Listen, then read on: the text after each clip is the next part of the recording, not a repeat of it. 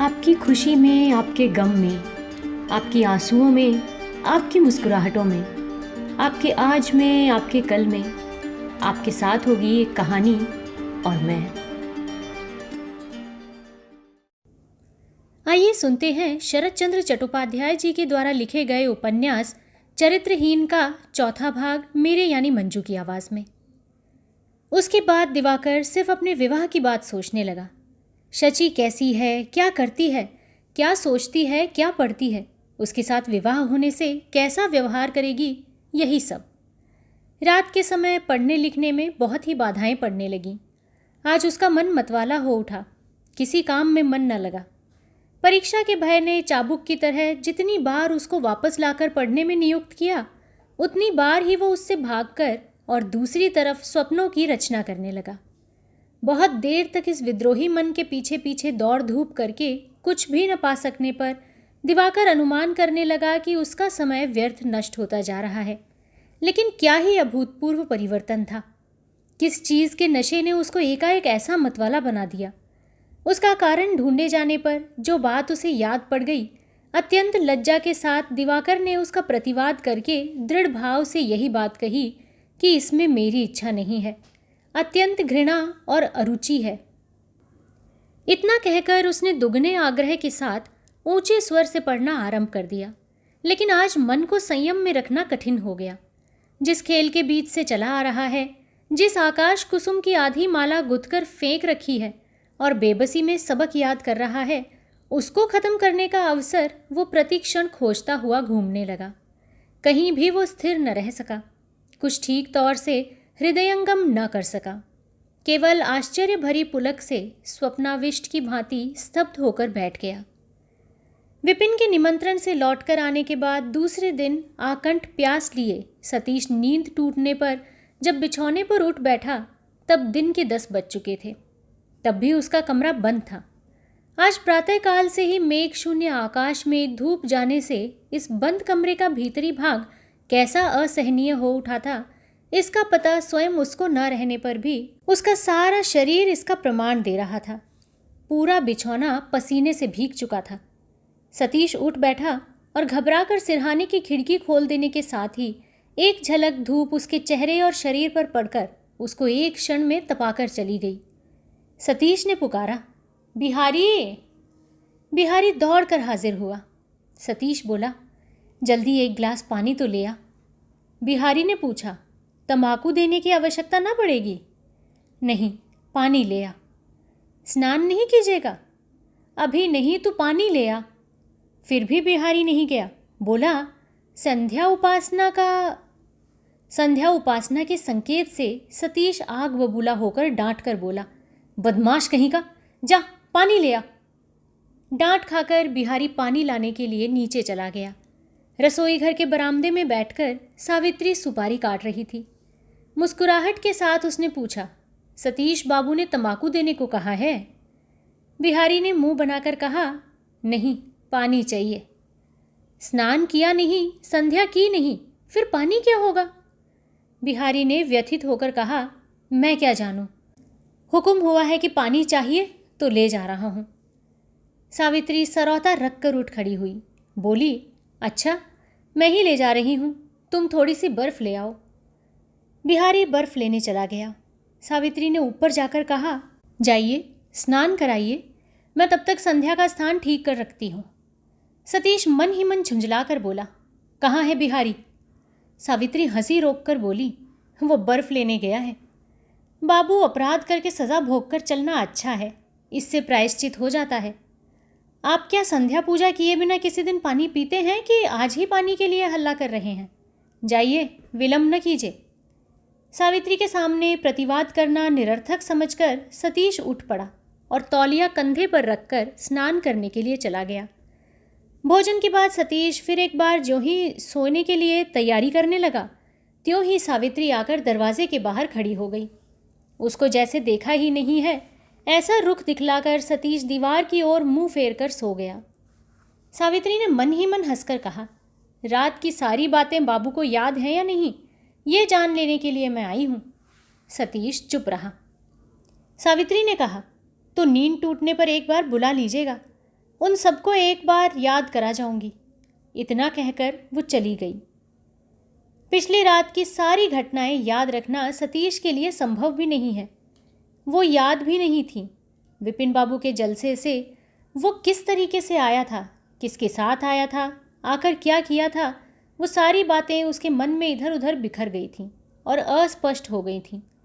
इस अस्पष्टता को स्पष्ट करके कह देने की इच्छा उसको बिल्कुल ही न रही हो, ऐसी बात नहीं है, लेकिन एक अनिश्चित लज्जा उसको मानो किसी प्रकार भी कदम बढ़ाने नहीं दे रही थी।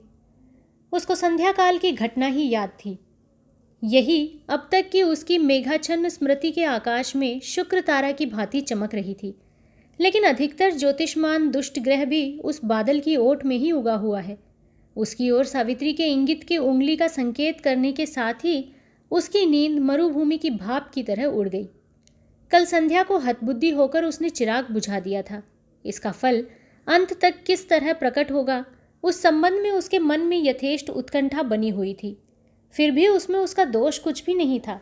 इस कारण उसको दुर्भाग्य कहकर वो एक तरह सांत्वना प्राप्त कर रहा था, और अपराध न करने में जो एक सच्ची शक्ति छिपी रहती है, वो शक्ति उसके अनजाने में भी उसको प्रश्रय दे रही थी।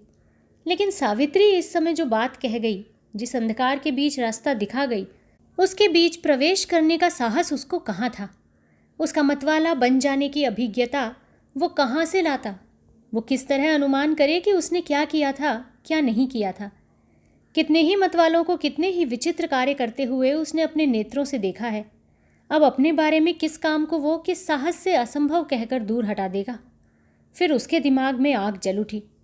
वो फिर एक बार उठ बैठा और जीवन में शराब न छूने की प्रतिज्ञा पुनः एक बार करके उसने प्रायश्चित किया। खिड़की में से सतीश ने पुकारा, बिहारी। बिहारी राखाल बाबू के बिछौने को धूप में डाल रहा था। आवाज़ सुनकर वो पास आकर खड़ा हो गया। सतीश ने कहा, अच्छा, तू जो काम कर रहा है कर, सावित्री से कह दे एक गिलास पानी दे जाए। बिहारी ने कहा, मैं ही ला देता हूँ, वो अभी संध्या पूजा कर रही हैं। सतीश ने आश्चर्य में पड़कर पूछा, क्या संध्या कर रही हैं? जी हाँ, वो तो नित्य करती हैं। एकादशी के दिन एक बूंद पानी भी नहीं पीती, मछली भी नहीं खाती, भले घर की लड़की है ना? सतीश ने आश्चर्य के साथ पूछा, भले घर की? क्या कह रहा है? हाँ बाबू, भले घर की।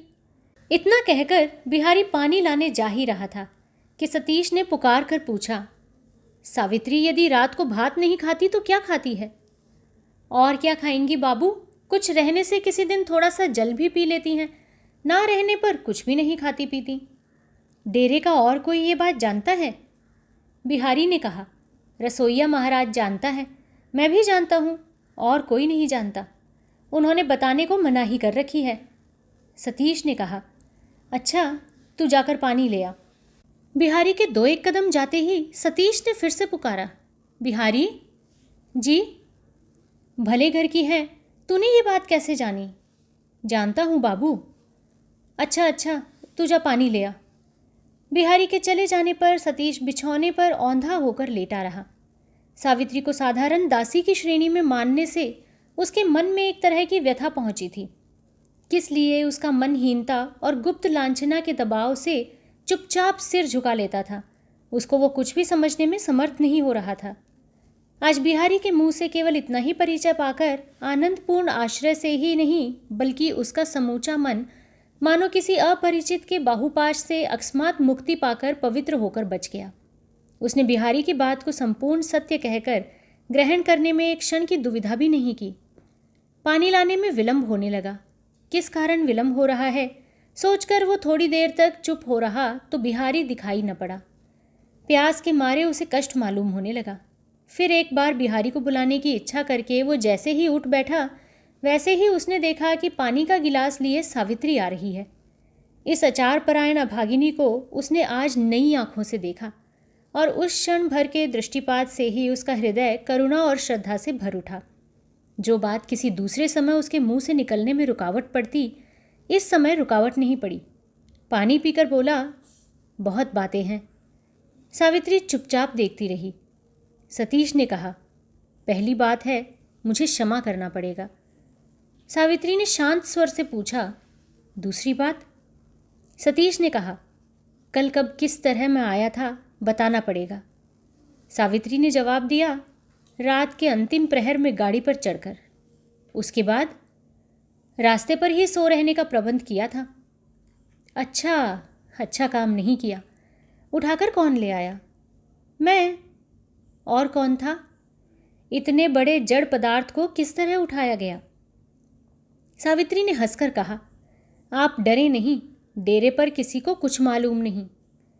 सतीश ने गहरी सांस लेकर कहा, मैं बच गया, लेकिन तुम्हारे साथ मैंने किस तरह का दुर्व्यवहार तो नहीं किया ना?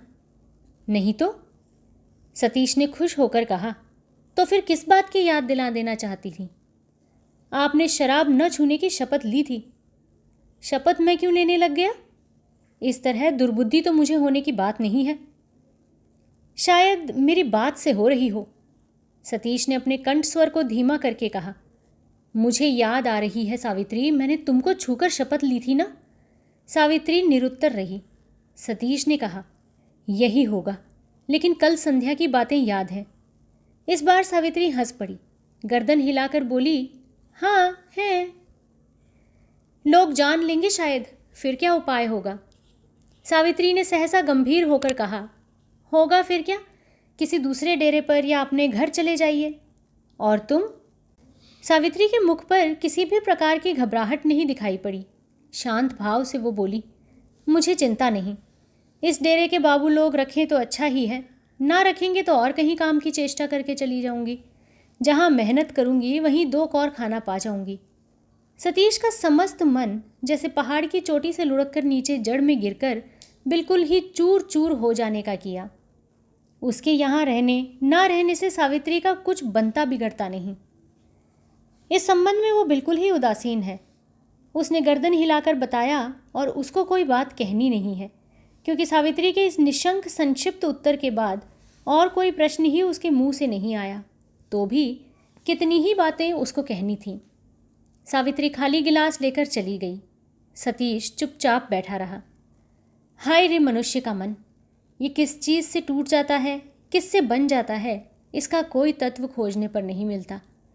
ये कितने आघात से बिल्कुल ही धरती पर लौट जाता है, फिर कितने प्रचंड आघात को भी हंसते हुए सह लेता है, इसका कोई हिसाब ही नहीं मिलता। तो भी इसी मन को लेकर मनुष्य के अहंकार की सीमा नहीं है।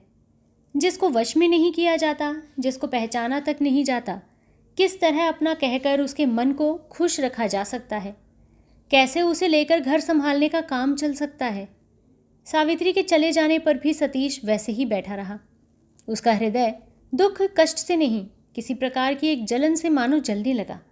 जिसको प्यार करता हूँ वो यदि प्यार न करे, यहाँ तक कि घृणा भी करे, तो वो घृणा भी सही जा सकती है।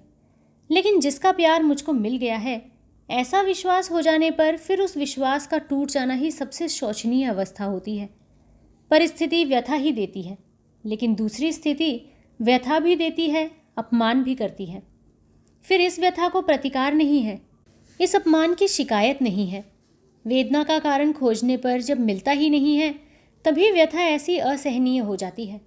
कुछ भी हो, सावित्री के इस निश्चिंत और सरल कर्तव्य निर्धारण ने सिर्फ एक बार उसके ही हृदय के चित्र को खोल नहीं दिया, उसने सतीश के हृदय के चित्र को भी खींचकर बाहर के प्रकाश में पहुंचा दिया।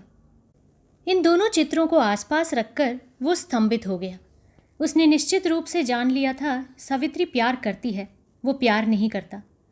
अब उसने देखा ठीक उसका उल्टा, वो प्यार करता है, सावित्री नहीं करती।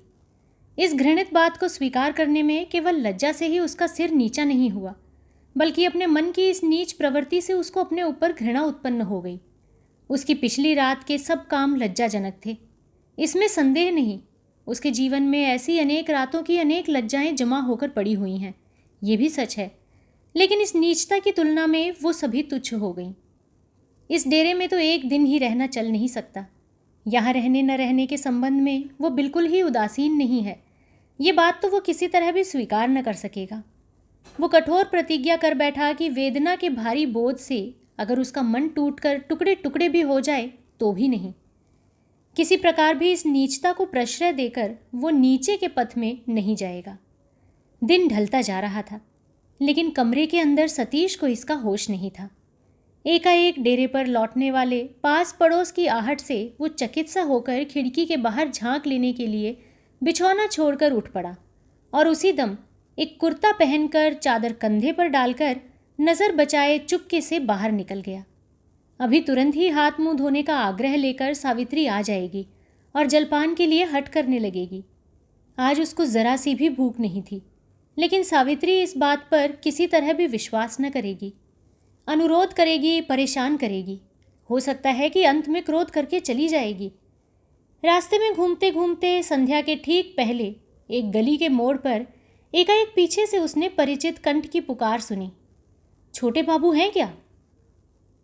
सतीश खड़ा हो गया, बोला, हाँ, मोक्षदा हो क्या? बहुत दिन पहले मोक्षदा उसके पश्चिमी प्रांत के मकान में दासी का काम करती थी। छुट्टी लेकर कलकत्ता आने पर फिर वापस न जा सकी। उसने कहा, हाँ बाबू, मैं हूँ, मेरा एक पत्र आप पढ़ देंगे? सतीश हंसकर बोला, इतने बड़े शहर में एक पत्र पढ़वाने के लिए तुझे और कोई आदमी नहीं मिला? पत्र कहाँ है? मोक्षदा ने कहा, पत्र मेरे घर पर ही है बाबू। किसी अनजान आदमी से पढ़वाने का साहस नहीं हुआ, न जाने इसमें क्या लिखा हो। यूं तो हमारे घर में ही एक लड़की है, वो पढ़ना लिखना जानती है, लेकिन उसको भी आज 2 दिन से नहीं देखा। इतनी अधिक रात को वो घर लौटती है कि वक्त नहीं मिलता। सतीश ने पूछा, कितनी दूर है तुम्हारा मकान? दासी ने कहा, यहाँ से थोड़ी ही दूर है, बड़े रास्ते के उस तरफ एक गली में है। अगर अपना पता ठिकाना बता दें तो किसी को साथ लेकर कल मैं ही चली आऊँ और पत्र पढ़वा जाऊँ। सतीश ने अच्छा कहकर अपना शोभा बाजार वाला पता बता दिया और कहाँ से किस तरफ जाना है समझाकर बताते बताते राह चलने लगा। कुछ देर चलने के बाद दासी एक जगह अचानक खड़ी हो गई और बोली, कहने का साहस मुझे नहीं होता बाबू, अगर एक बार चरणों की धूली आप दे दें। घर यहाँ से और अधिक दूर नहीं है। सतीश ने थोड़ी देर कुछ सोचकर कहा, अच्छा चलो। आज डेरे पर लौट जाने का उसका बिल्कुल भी मन नहीं था। रास्ते में घूमते घूमते रात अधिक हो जाने पर सावित्री अपने घर चली जाएगी तो अपने डेरे पर लौट जाऊंगा, ये निश्चय करके ही वो बाहर निकला था। इसलिए सहज ही में संपत्ति देकर 2 गलियों को पार करके वो दोनों मिट्टी के बने दुमंजिले मकान के सामने जाकर खड़े हो गए। तनिक खड़े रहिए, कहकर मोक्षदा अंदर घुसी और शीघ्र ही एक मिट्टी के तेल की डिबिया हाथ में लिए लौट आई और रास्ता दिखाती हुई सतीश को अपने साथ ले गई। उस तरफ के कोने के कमरे में एक छोटे स्टूल पर डिबिया में बत्ती जल रही थी। उसी कमरे को दिखाकर उसने कहा, ज़रा बैठिए, मैं तंबाकू चढ़ा लाऊं। इस छोटे से कमरे की सफाई देखकर सतीश ने आराम अनुभव किया। एक तरह छोटी सी चौकी पर मंजे घिसे कितने ही पीतल कांसे के बर्तन चमक रहे थे और उसके पास ही एक रस्सी पर कुछ कपड़े व्यवस्थित टंगे हुए थे। ताक पर एक टाइम पीस रखी थी जिसमें 8 बजे थे। सतीश ने चौखट के बाहर जूते खोलकर रख दिए, चौकी पर बिछे हुए सफ़ेद बिछौने पर जाकर बैठ गया और कमरे के दूसरे असबाबों को मन ही मन जांच करते हुए देखने लगा।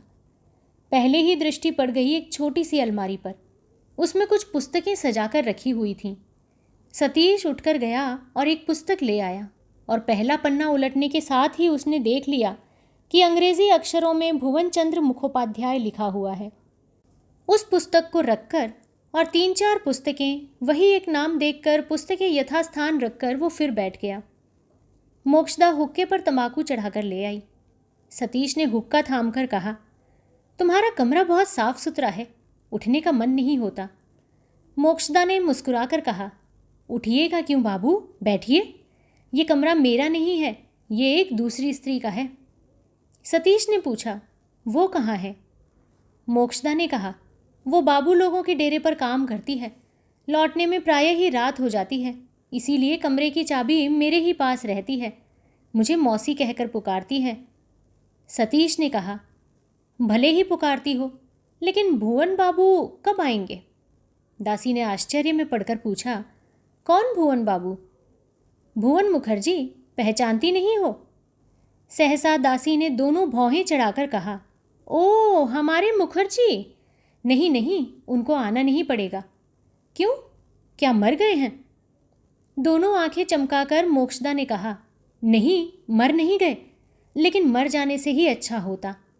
ठहरे ब्राह्मण, वर्णों के गुरु, हम लोगों के मस्तक के मणि हैं, नारायण तुल्य हैं।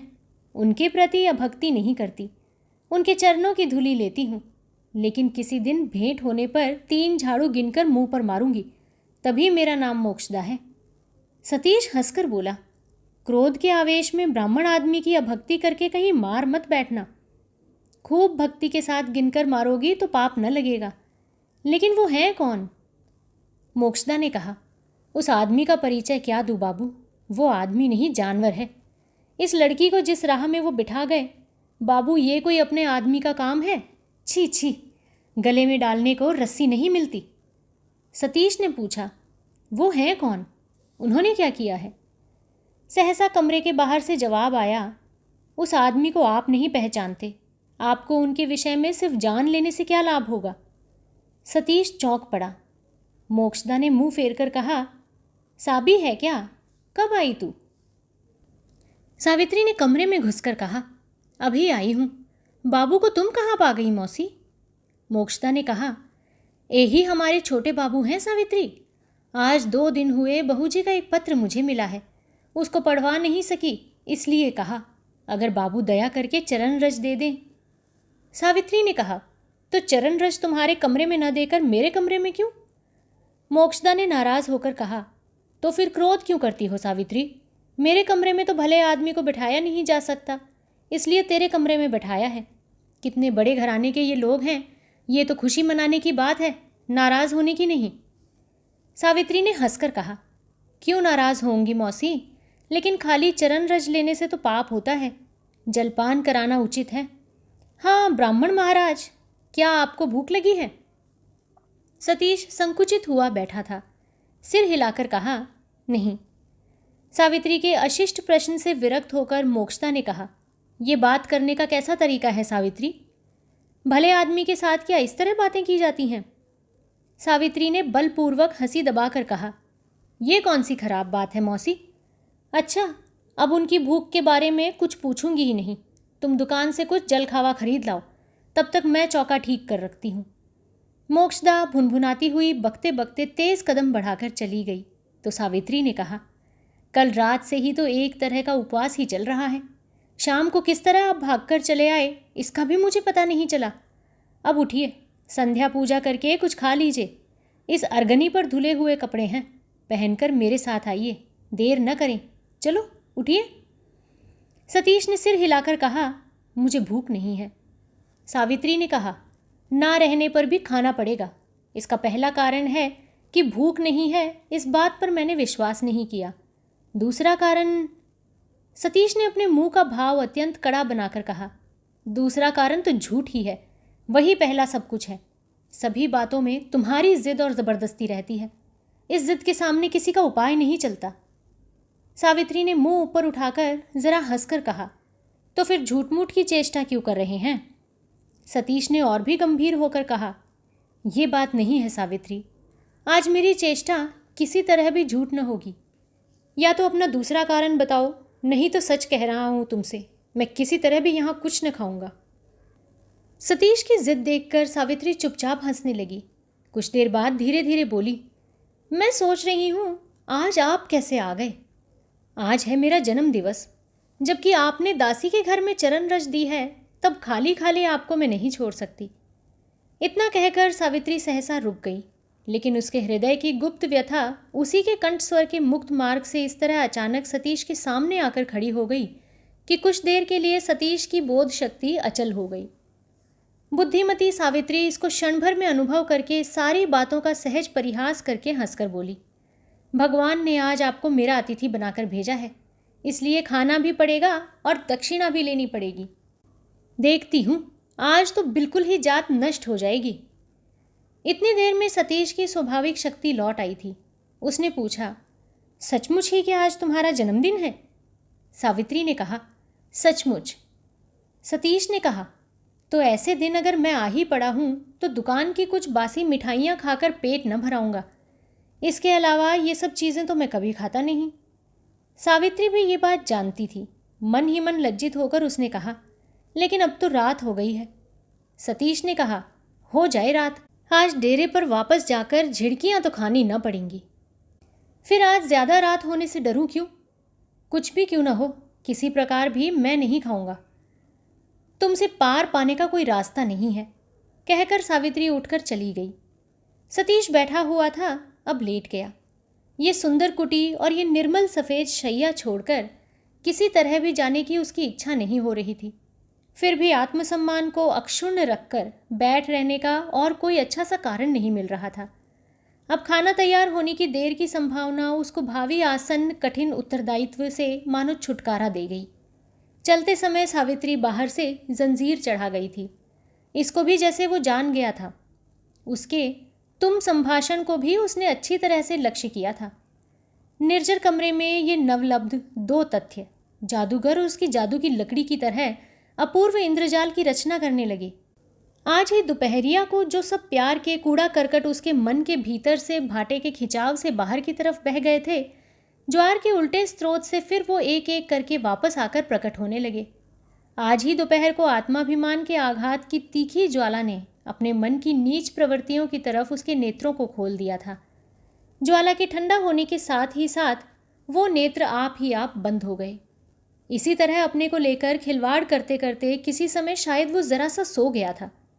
एकाएक द्वार खुल जाने की आवाज़ से वो जाग उठा और देखा कि सावित्री मोक्षदा को साथ लिए कमरे में घुस रही है। मोक्षदा ने पत्र सतीश के हाथ में देकर कहा, देखिए तो बाबू, बहू ने क्या लिखा है। सतीश ने पढ़कर कहा, उन लोगों के लौटने में अभी 2 महीने की देर है। मोक्षदा ने पूछा, और कोई बात नहीं है? सतीश ने पत्र लौटाकर कहा, नहीं, विशेष कुछ बात नहीं है। मेरी तनख्वाह के बारे में बाबू? नहीं, वो बात नहीं लिखी। रुपए की बात नहीं लिखी है। ये सुनकर मोक्षदा ने मन ही मन अत्यंत कुढ़कर पत्र के लिए हाथ बढ़ाते हुए कहा, ये बात रहेगी क्यों?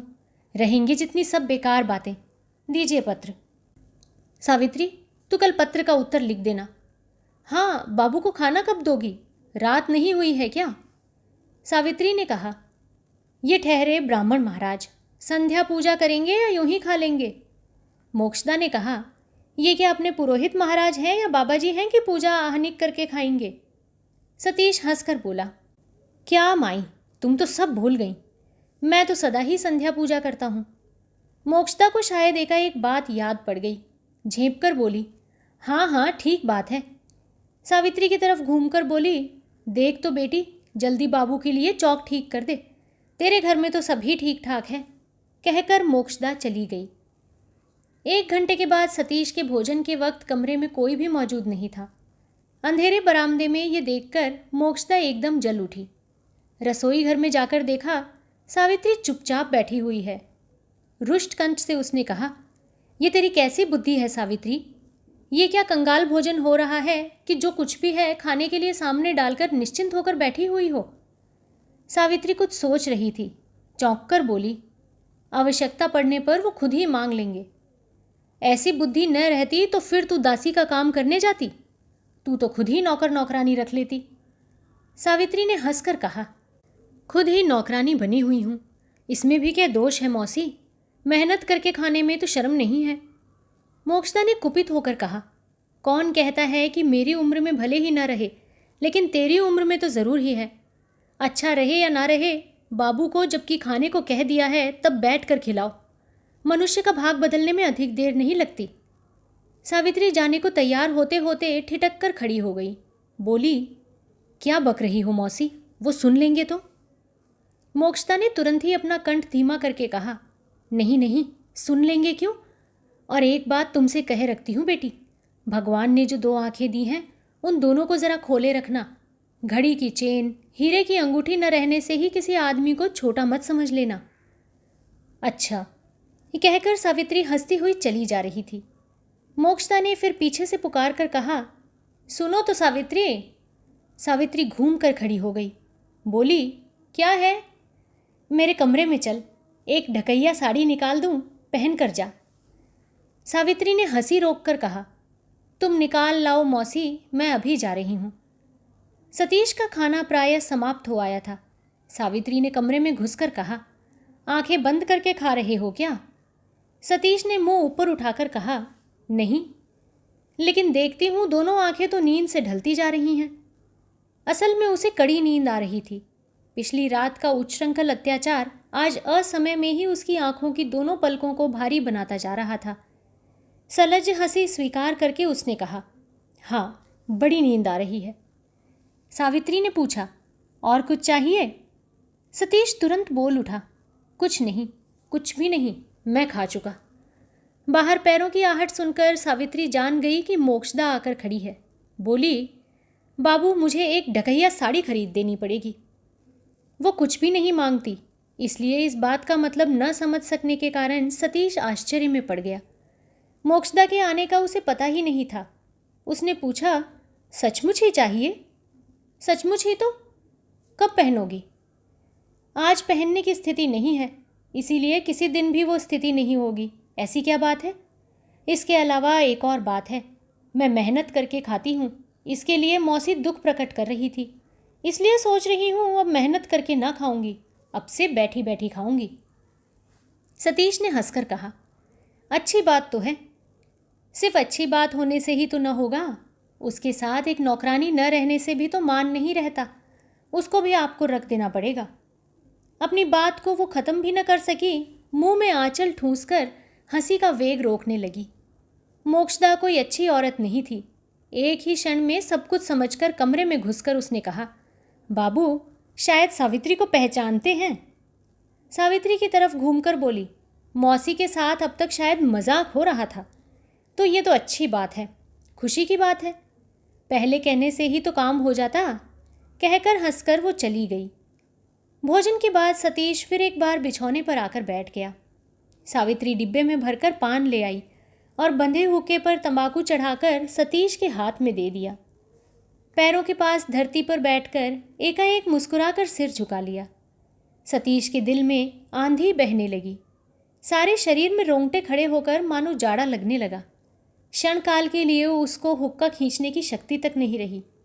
2 मिनट के बाद सावित्री ने मुंह ऊपर उठाकर कहा, रात हो गई, डेरे पर नहीं जाओगे?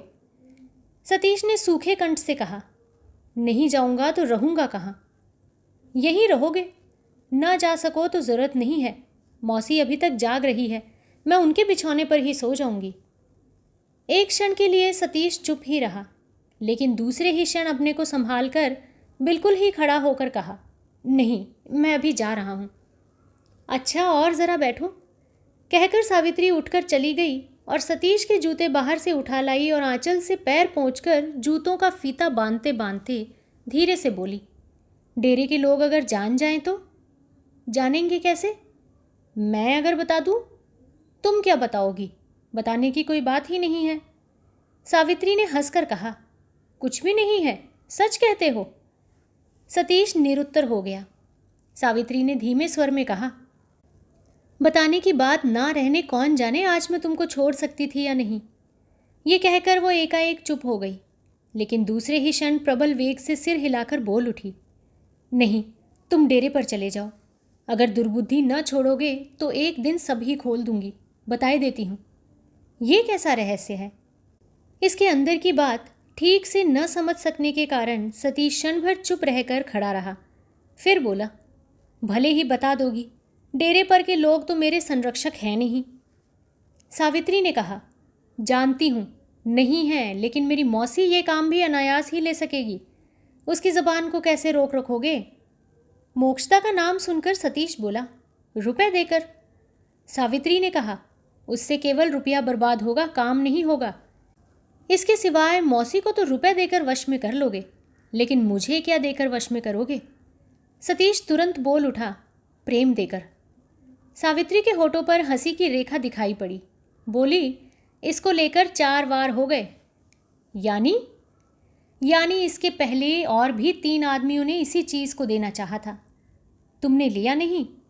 नहीं, कूड़ा करकट जमा करके रखने के लिए जगह मेरे पास नहीं है। सतीश स्थिर होकर बैठा रहा। सावित्री की व्यंग्य भरी हंसी और उसके कंठ का स्वर कुछ भी उसके लक्ष्य से बच नहीं सका। इसलिए उसकी दोपहर की बातें याद पड़ गईं और याद आने के साथ ही प्रेम की नदी में ज्वार खत्म होकर भाटे का खिंचाव शुरू हो गया। सावित्री की बातों को उसने व्यंग्य समझ लेने की गलती नहीं की। बड़े स्वर में बोल उठा, वे लोग हैं बेवकूफ़। उन लोगों को ऐसी चीज़ देने का प्रस्ताव करना उचित था जिसको बक्स में उठा रखना किसी को कूड़ा करकट न मालूम हो। मैं भी कम मूर्ख नहीं हूँ, क्योंकि मैं भी भूल गया था कि वो चीज़ तुम लोगों के लिए कितनी अवहेलना की चीज़ है। इतनी उम्र में इतनी बड़ी भूल हो जाना मेरे लिए उचित नहीं था। अच्छा, मैं चलता हूँ। इस बात ने सावित्री को शूल की तरह भीन दिया। तुम लोगों के लिए कहकर सतीश ने उसको किन लोगों के साथ अभिन्न बनाकर देखा, इसे समझना सावित्री को बाकी नहीं रहा, किंतु परिहास को झगड़े में परिणत होते देखकर वो चुप रह गई। सतीश रुक नहीं सका। बोला, शिकारी बंसी में मछली को गूंथकर खिलाकर नचाकर जैसे आनंद मनाता है, संभवतः इतने दिनों से मुझे लेकर तुम वही मजाक कर रही थी ना। सावित्री और सहन न कर सकी।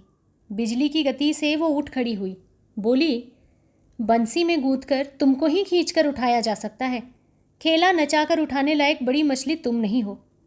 सतीश ने निष्ठुर भाव से व्यंग्य करके कहा, नहीं हूं मैं। सावित्री ने कहा, नहीं हो। उसके होठ सिकुड़ गए। सतीश के चेहरे की तरफ तीव्र दृष्टिपात करके वो कहने लगी, दुष्चरित्र, मेरी तरह एक स्त्री को प्यार करके प्रेम की बड़ाई करने में तुमको लज्जा नहीं मालूम होती। जाओ तुम, मेरे घर में खड़े होकर झूठ मूठ मेरा अपमान मत करो। इस अपमान से सतीश और भी निर्दयी हो उठा। इस बार अक्षम्य कुत्सित व्यंग्य करके उसने कहा, मैं दुष्चरित्र हूँ, किंतु जो कुछ भी कहो सावित्री, तुम्हारा नाम तुम्हारे माँ बाप ने सार्थक रखा था। सावित्री हटकर चली गई। चौखट पकड़कर क्षणकाल स्थिर भाव से खड़ी रहकर बोली, जाओ। उसका चेहरा पीला बदरंग हो गया था। अपमान और क्रोध की असहनीय जलन से उस तरफ नज़र तक भी न डालकर सतीश बोला, किंतु जाने से पहले एक बार फिर आंचल से पैर पोंछ न दोगी, अथवा और कोई खेल, और कोई। एकाएक दोनों की आंखें लड़ गईं। सावित्री ने एक कदम आगे बढ़ाकर कहा, तुम कसाई से भी निष्ठुर हो। तुम जाओ, जाओ। तुम्हारे पैरों पर गिरती हूँ, ना जाओगे तो सिर पटक कर मरूंगी। तुम जाओ। उसके कंठस्वर की उत्तरोत्तर और अस्वाभाविक तीव्रता से अकस्मात सतीश डर गया और एक भी बात न कहकर बाहर चला गया, किंतु अंधेरे बरामदे में अंत तक आकर उसे रुक जाना पड़ा। किस तरफ सीढ़ी है, किस तरफ रास्ता है, अंधेरे में कुछ भी दिखाई नहीं पड़ता था। जेब में हाथ डालकर उसने देखा कि दिया सलाई भी नहीं थी। इस निरुपाय अवस्था में पड़कर वो 5 मिनट चुपचाप खड़ा रहा। फिर उसे सावित्री के कमरे की तरफ लौट आना पड़ा। बाहर से उसने देखा सावित्री फर्श पर औंधी पड़ी हुई है। धीरे धीरे उसने पुकारा, सावित्री। सावित्री ने उत्तर नहीं दिया। फिर पुकारने पर उत्तर न मिलने पर सतीश ने कमरे में जाकर सावित्री के माथे पर हाथ रखा, झुककर देखा, आंखें मूंदी हुई हैं और उसके मुंह में उंगली डालकर समझ गया सावित्री मूर्छित होकर पड़ी हुई है। क्षण भर के लिए मन में एक भय और संकोच का उदय हुआ, किंतु दूसरे क्षण सावित्री का अचेतन शरीर उठाकर बिछौने पर उसने लिटा दिया और चादर का एक हिस्सा गगरी के जल से भिगोकर मुंह पर, आंखों पर छिड़कने लगा। फिर पंखा हाथ में लेकर हवा झलने लगा। 2-3 मिनट के बाद ही सावित्री ने आंखें खोलकर माथे का कपड़ा खींचकर करवट बदलकर कहा, तुम गए नहीं। सतीश चुप रहकर हवा झलने लगा। सावित्री बिछौने से उठकर चिराग हाथ में लेकर बाहर जा खड़ी हुई। बोली, चलो चलो, तुम्हारे लिए दरवाज़ा खोल आऊं। उसके बाद चुपचाप रास्ता दिखाती हुई वो नीचे उतर आई और दरवाज़ा खोलकर किनारे खड़ी हो गई। मूर्छित सावित्री को बिछौने पर ले जाकर लिटाने के लिए उसके अचेतन शरीर को जो गोद में लेना पड़ा था, उसी समय से सतीश मानो अनमनस्क सा हो रहा था। अब उसके दरवाजे के पास आते ही वो अपने में आ गया और कोई बात कहने के लिए मुंह ऊंचा उठा ही रहा था कि सावित्री बोल उठी, नहीं, और एक बात भी नहीं। अपने शरीर को तुमने पहले ही नष्ट कर डाला है, किंतु वो तो किसी दिन जलकर खाक भी हो जाएगा। किंतु एक अस्पृश्य कुल्टा को प्यार करके भगवान के दिए हुए मन के गाल पर अब स्याही मत पोत देना। या तो तुम कल ही उस डेरे को छोड़कर चले जाओ, या मैं वहाँ अब नहीं आऊँगी। इतना कहकर उत्तर की प्रतीक्षा ना करके सावित्री ने दरवाज़ा बंद कर दिया।